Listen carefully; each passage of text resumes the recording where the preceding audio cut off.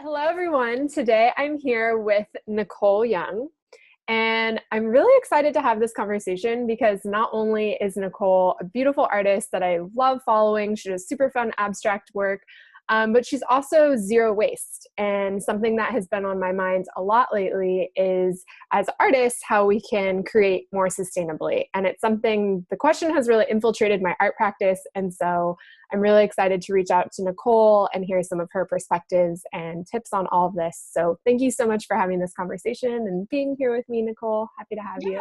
I'm so happy to be here. Cool. So before we dive into conversations around sustainability and things like that, could you just give us a bit of background about your art journey? How did you come to start making art, and what's your story a little bit? Yeah, totally. So I started painting probably about 10 years ago. When I was in high school, I had these two friends who were just phenomenal artists and just all around cool people. So I wanted to be like them. So I kind of started off copying their work and their style, and then just realized it wasn't my style at all.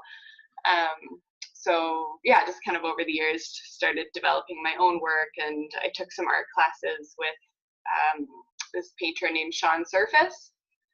And then I realized that he teaches at the university here, so I decided to pursue a fine arts degree so that I could work more closely with him and just develop my art more. And then during my bachelor's of fine arts, I traveled to California and lived down there for a year on an exchange program. So got to experience the California lifestyle a little bit, and that definitely had an influence on my work, especially because I wasn't working at all because I'm Canadian, so I wasn't able to get a working visa. So all of my artworks started, I didn't have any money to get art supplies, so I had to come up with all these other creative ways of making art. So that's really influenced my practice. And then I moved back to Kelowna in 2015, and that's when I graduated, and I've just been kind of pursuing my art career since then, and doing some exhibitions, and now I'm kind of moving more towards, still working on my own work, but also working on educating other emerging artists, because I was lucky enough at the start of my career to sort of connect with a lot of mentors and coaches, and I just always really valued that and want to be able to share what I've learned with other people too.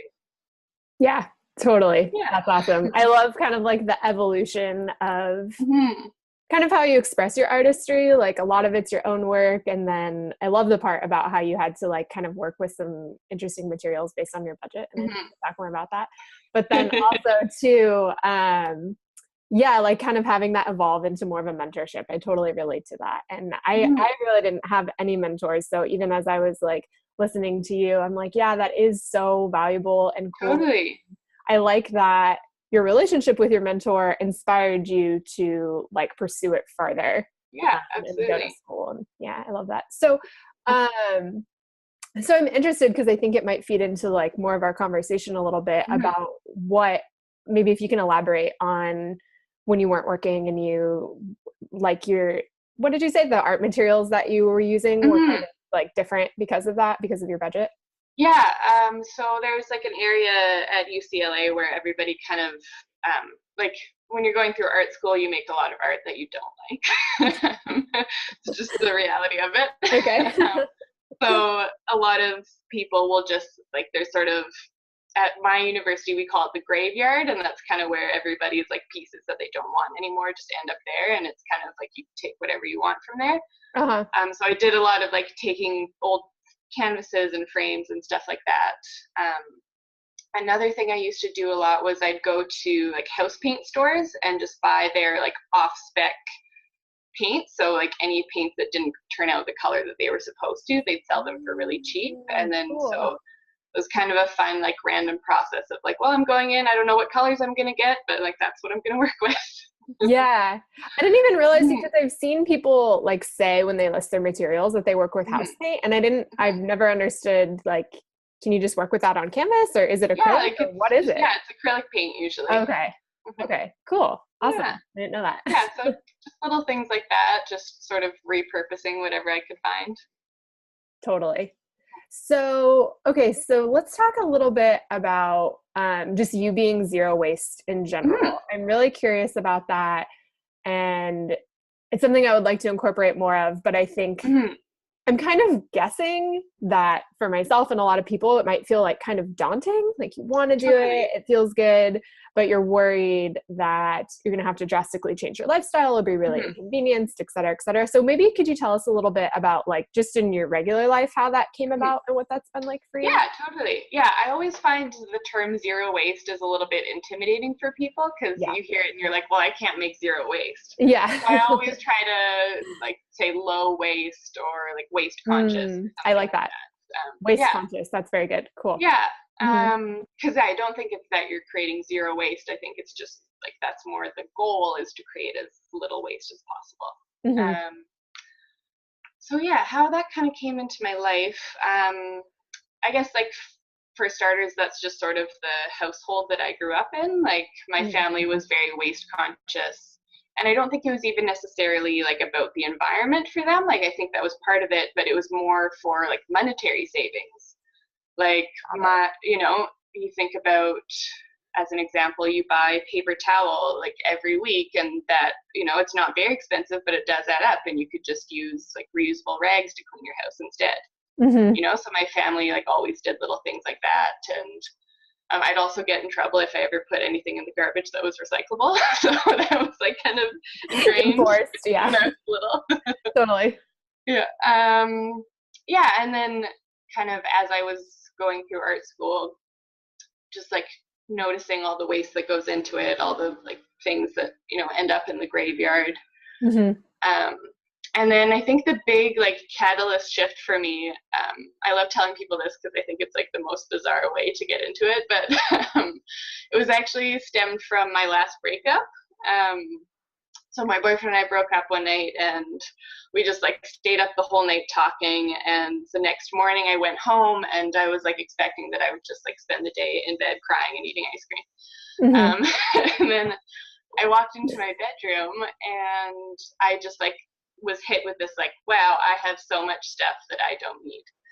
Mm. So instead of like crying all day, I spent the day like cleaning my whole house and like sorting through everything. Like, do I actually need 10 plaid shirts? Like, probably not. And yeah, so I don't know why exactly. Maybe it was like, oh, get rid of the boyfriend, get rid of all the things I don't need in my Hmm. life. Totally. And then kind of around that time, a friend of mine had sent me an article about Lauren Singer, who runs a zero waste blog called Trashes for Tossers, and she's living in New York, and I think she's been living zero waste for about 5 years now. Hmm. Yeah, and so the idea really appealed to me, and I was kind of like, well, like I'm going through a breakup, I need a project to focus on, so I'm going to put my energy into going zero waste. Nice. Yeah, kind of So, random and bizarre. yeah, no, it kind of makes perfect sense in a lot of ways, especially like with your background growing up. But then also, too, I think anytime you go through a breakup or anything that feels life changing, there's this Mm-hmm. feeling like we want to like purge our lives. I mean, I think it's why girls Totally. like cut their hair, but this is like way better Yeah. too. But it's kind of that same feeling like I need a Totally. refresh. Yeah, So that's absolutely. awesome. So when you started, was it like a slow progression? Did you feel like you had to change your life a lot? Did you make like a big Mm, commitment to it up front? Like how did that kind of go? um, there were a few things that were big changes for me. Like a lot of it, um, yeah, like I was already doing things like bringing my own tote bags to the grocery store and stuff Hmm. like that. But yeah, so it was more just being very conscious of like things that come in plastic packaging. I'd Hmm. still buy a lot of that sort of thing from the grocery store. Um, and yeah, and then just like a lot of research on like how other people have handled different things. And yeah, and it was a really fun process for me because obviously like I really like making things, and there's a lot of like I started making my own toothpaste and my own deodorant and Hmm. all that kind of stuff, so that part was really fun. Hmm. Yeah, there's still a few things that I have challenges with, I think just because of where I live. Like for example, in Kelowna, I haven't been able to find maca powder in bulk, so I have to buy it in packaging. Like I put it in my smoothies every day, and it's not something that I'm like ready to give up. But places like when I've been to Vancouver, I know you can get maca powder there in bulk. Yeah, so it's just like different little things that I'm just unable to find because of where I live. Got it. Yeah. So, okay, technical question, and I have it on my mind because it relates to art a little bit. Because but when you're saying with the maca powder, because I know at my grocery store they sell it in glass jars. It's not in bulk. I mean, I'm sure I could get it in bulk around here, but it's in glass. In my mind, I know they sell it in glass jars. So, when you're doing waste conscious or zero waste, if you're buying something that does create recyclable waste, is that something that is okay, or are you just trying to kind of like avoid even that as much as possible? I always wonder. Yeah. So I try to avoid any packaging if possible, because recycling just isn't as good of a solution as people think it is. Like, that was my intuition, which is why I was wondering about it. Yeah, because you just don't really know how much is actually getting recycled. Like, I went on a tour of our recycling facility here and discovered that, like, I had just assumed that we send our recyclables, to the recycling depot and they get processed there and turned into whatever. But that's not the case. They usually get shipped over to China and get processed over there. So there's the, additional, like, fuel from shipping it. And then once it gets to China, like, they just, something that is like a good recyclable right now might not be. I feel like I'm not explaining this very well. No, like I kind of see what you're saying. Like maybe it like kind of fits in the recyclable category, but the form it's in, or for whatever reason, they can't like totally recycle and reuse it once it's there. I always feel like that when I'm throwing things in the recyclable. So. Totally. Yeah. And recycling is a business, right? So they determine like what are the best things to be recycled. So so it might not be getting recycled the way that you think it will be. Interesting. Okay. So this segues perfectly I do want to get into a little bit of the nitty gritty about art as it relates to this. But first I kind of want to hear about, how does this translate into your art practice, or how did you start moving it over? Like what did the shifts look like, if there were any? Yeah, I'm curious about that. So I think also a big part of the reason that I got into the zero waste movement was because I noticed how much waste there was in my art practice. So I was like, okay, well, I'm going to, eliminate as much waste as possible from the other areas of my life to kind of make up for that. And then once like those areas, like all the home stuff is taken care of, then I'll sort of shift my focus over to my art practice. So I've started like pretty small, I'd say. Like I use acrylic paints, and obviously those are made from plastic, so they're not the best for the environment. I have experimented with making my own paints. Like I've made a yellow paint using turmeric. But my concern with that is like I don't know what the longevity of that is, so I don't feel like I can sell a piece to someone with my handmade turmeric paint if I like it's gonna fade eventually or something. So right now I think in my art practice I'm focusing more on the packaging side of things. So I'll usually if I'm buying paint, I'll buy it in like a container instead of a squeezable tube, so that once that paint is empty, then I can reuse that container to mix new paints and that sort of thing. And I think another big thing in that realm is just having conversations with the people at your art supply store. Like the other day I went in to buy a new brush, and they had a bunch wrapped in plastic, and I was able to find one that wasn't wrapped in plastic. So when I went up to the counter to buy it, I was like, oh, I'm buying this brush because it's not wrapped in plastic. I would love it if you guys didn't wrap your brushes in plastic. I'd want to buy more of them if you didn't, Okay. Because once, businesses are going to create what the consumer wants. So if you're telling them that I don't want plastic, then they're going to stop using plastic. Hopefully. Right. Yeah, definitely. Totally. I could definitely see that. So, okay. So here's what I'm wondering about the art practice, because I work in acrylic as well. And and I'll just give a bit of background. The reason I'm so interested in this conversation is you do, as an artist, really feel the amount of waste that you're creating. Like on so many levels, I almost feel like I just have to get it out because it's been kind of eating at me. Like, if I want to like as an artist, you need to be able to make things that you're not going to sell. Like you can't sell every practice. Yeah. You have to have that freedom to experiment and stuff. That's so important. Yeah. And I started notice this feeling of like guilt that I'm using a lot of paper and a lot of paint. And it's like, I can't really do much with it. I can repurpose it some. And so there's all this happening. And then what happens is not only is that bad for the environment, but I think even just for your creative practice in general, it kind of can like block your flow a little bit. Totally. It's just like if you're not selling things, if you feel like a pile up in any way, or like things are becoming wasteful, you kind of like feel that on a subconscious level. Totally. And so that is my concern, and I'm just noticing that. And so, okay, so a couple questions. When you're working with acrylic paint and then you're painting on paper, is there any way you can recycle that? Like, what do you do about that? What are your like methods around the studio?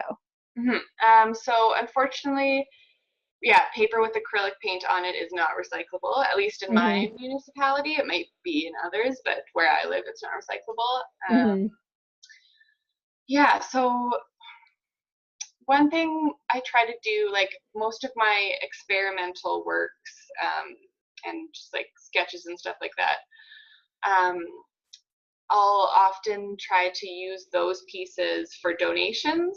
Like I get a lot of, for auctions and stuff like that, they always want to have some artwork. So I'll try to use those pieces that I'm like not attached to, probably not planning on selling. I might like rework them a little bit before I give them to donation.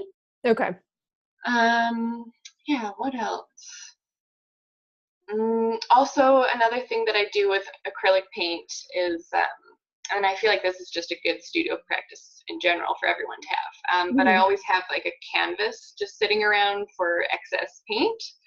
So anytime like I've mixed a color and I'm done using it, that extra paint just goes on that canvas, and you sort of like develop this random piece that sort of evolves as you do. Okay. I like that idea. That's another thing I do. It's always like super interesting and weird. I can imagine, but I think it'd be kind of cool because you're not like controlling it, but it's totally the colors that you've been using over time. So that's cool. Exactly. Yeah. What's another good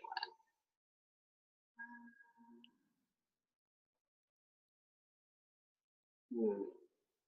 I feel like donations is just the big one for me. I always try to, or like, giving pieces to friends, that sort of thing. Totally. I think that's my biggest thing is like, the pile up of either work that doesn't sell, which is just like gonna happen. And then over time goes on long enough and you're like, well, I don't even want this up because this isn't even me anymore. This was like, totally. I can't even sell this now. So that's just another thing I've started doing with those kinds of works is also like kind of cutting them up and collaging them into new work. So that's always something fun you can experiment with. Yeah. Okay, cool. Mm-hmm. So what is the biggest, did you notice like a change in your art practice? Like, were there things that you were like, I consciously like can't do this technique anymore because it's too wasteful? Or was there anything like that has happened? Or have you pretty much been able to like rework everything into your new lifestyle? I wouldn't say techniques, but more like materials. Has been a big one. So like there's like I used to use Arches watercolor paper, but it usually comes wrapped in plastic, so I've stopped using that. So sometimes what I'll do instead is they also sell like big sheets of Arches, so I'll just buy the sheets, not take the plastic with me, and then just cut them down. And then same with like switching to using containers instead of tubes of paint. Like most brands, they don't make all the colors in like the large container size, right? So then it's been more of like mixing my own colors, which is really fun. Okay. So I'd say more just the materials, and then experimenting with things like using coffee and tea to stain the work, and like beets and, just other things that you kind of find around your house.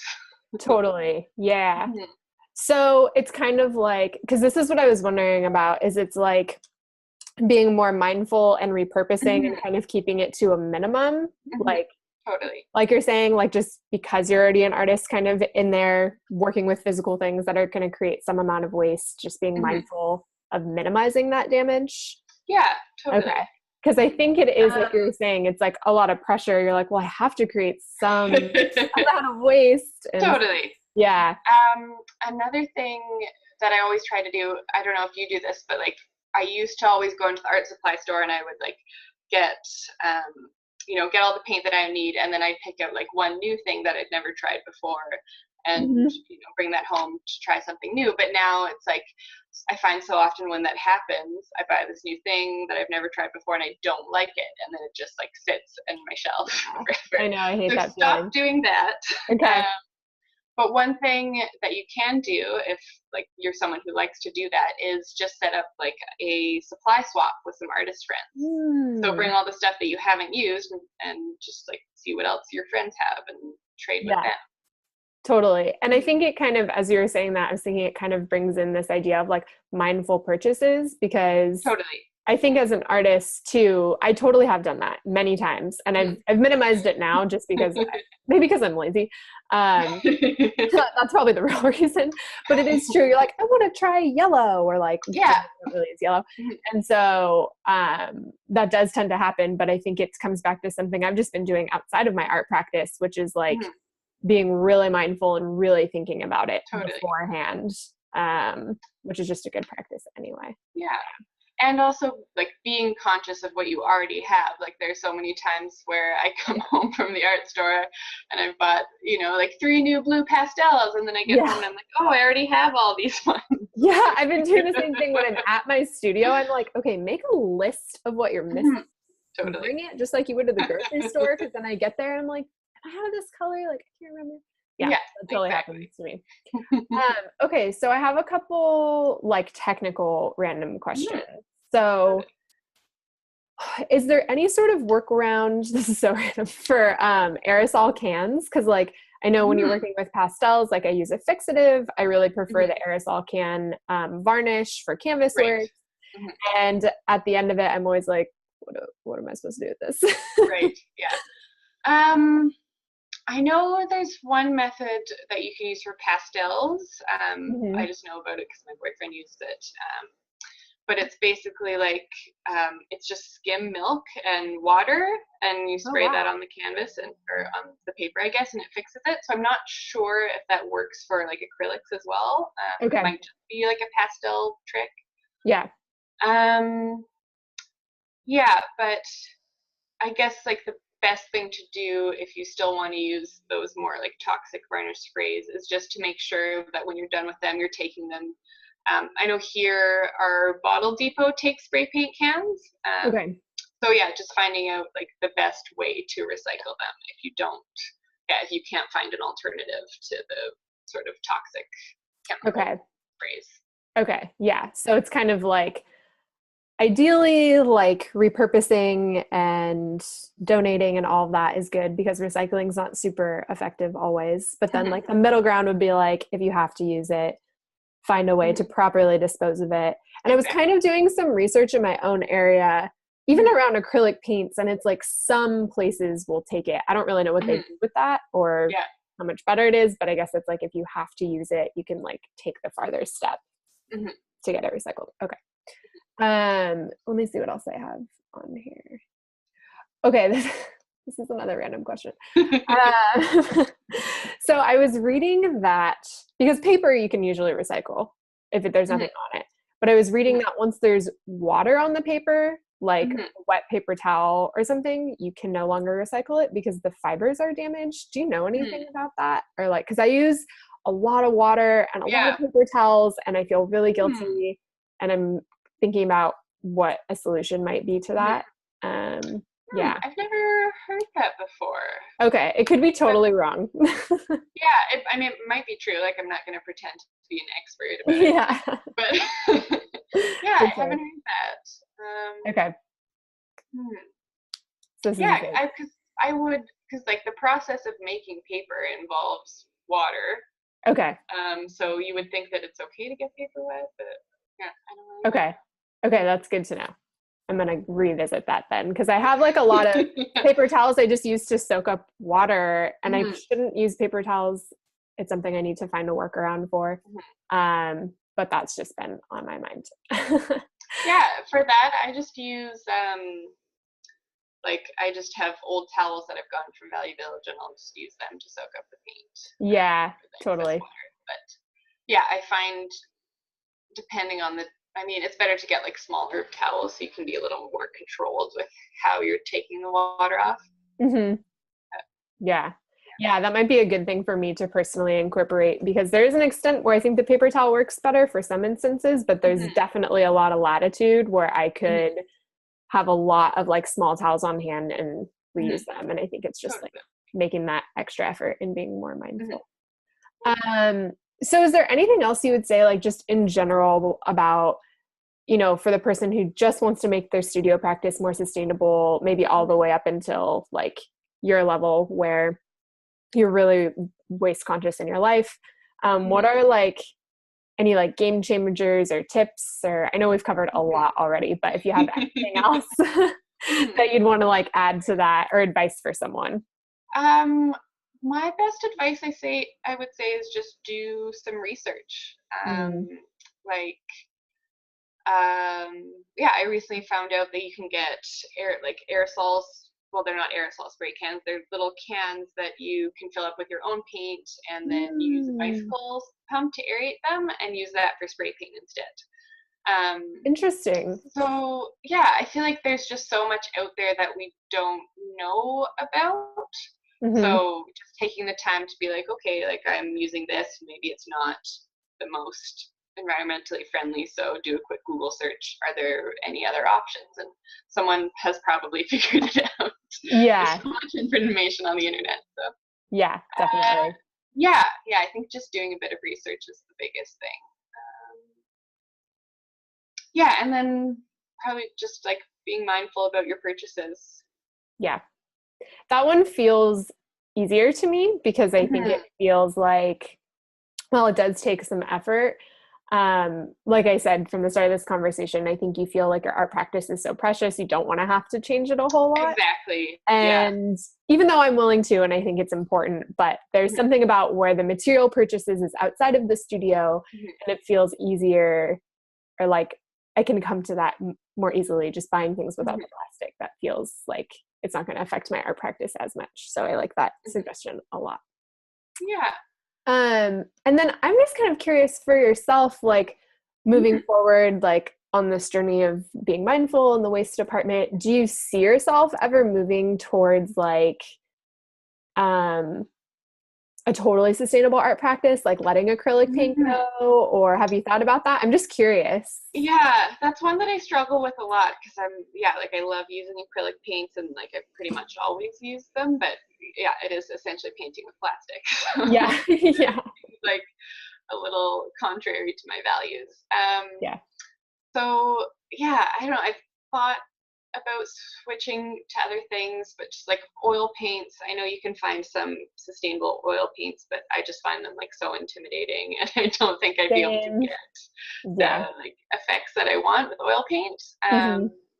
Someone recently sent me a watercolor paint company that has more sustainable practices, so I've thought about swapping over to them, because like people always comment on my work, oh, I love your watercolor paintings, and I have to say, thanks, they're acrylics. Yeah, same for me. Yeah. There's a reason they're so bright. Yeah. Yeah, exactly. So if I could find some watercolors that would like appear as bright, then I would definitely do that. And yeah, I'm still going to continue. Like, I think my dream one day would be to have like a zero waste paint company, and figure out a way to make like my own paints. But yeah, that's the tricky thing, is most of the zero waste paint recipes that I've found like involve some kind of food product. So then it's like, how do you sell that to people if it's going to expire so quickly? Like, I don't know. It's tricky. Yeah, it is tricky. I hear you. Totally. Cool. Well, that's all been really helpful. And I think even, I know just for me, just having the conversation feels really good. Like, Mhm, just kind of like, we're working on it. It's not going to be mhm. perfect right away, or at least Exactly. that's what Yeah. I'm telling myself. It takes time for sure. Yeah. It's an adjustment and Yeah. Yeah. It is an adjustment, especially when you're just used to just doing whatever and exactly. Yeah. it's just not even on your mind. But I do think it's important because as artists, it's like you're probably going to spend your life doing this and working Totally. with physical materials. And so I think on, like I was saying before, you feel it on some level. And so just kind of bringing it to the forefront and like, yeah, doing research. I like what you said about like Mhm. trading with the artist community around you and just kind of Yeah. like bringing even a small amount of awareness, I think can go a long way because there's a lot Totally. of artists doing this. Yeah. So Absolutely. definitely. Cool. Well, where can we, I mean, I know where to find your work because I love following you. But like, where can we find your work? Do you have anything you want to share coming up? Mhm. Yeah. Yeah, I guess on Instagram I'm at Nicole Young Art. Hmm. And then my website is www.nicoleyoungart.com. Hmm. Yeah, what do I have coming up? I'm working on a like digital download for artists to help them write artist statements. Nice. So that's gonna be coming up soon. Cool. Um, yeah, I think everything else I'm kind of doing is local to Okay.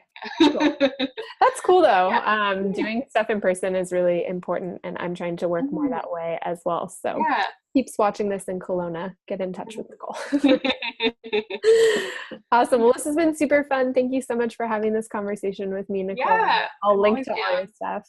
Yeah, cool. We'll have to like, if more things come up, I'm going to be like, I have another sustainable art. Totally. Awesome. Well, thank you so Awesome. much. Yeah, thank you, Devin. Talk soon. Bye. Bye.